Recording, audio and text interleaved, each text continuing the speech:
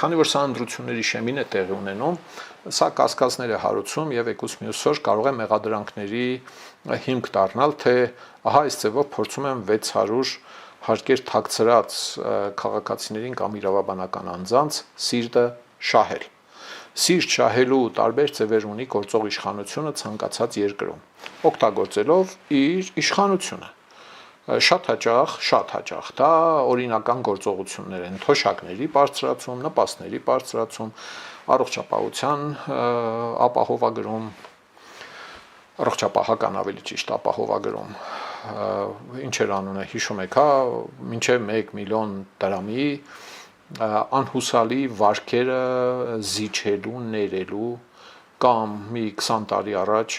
հողի հարկը չվճարողներին հողի հարկը ներելու օրենսդրական փոփոխությունը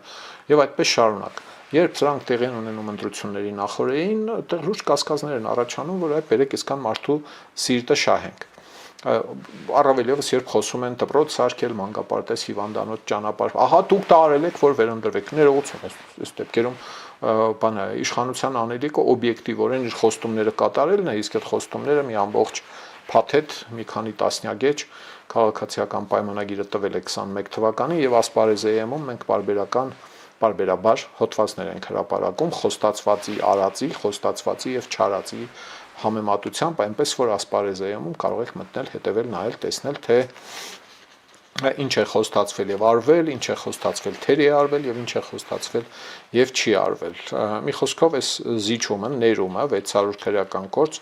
սա կարող է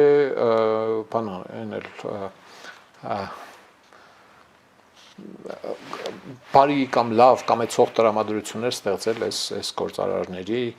ֆիզիկական կամ իրավաբանական անձանց շրջանում։ Սիրելի ժողովուրդ, խնդրում եմ լայքել եւ բաժանորդագրվել ալիքը։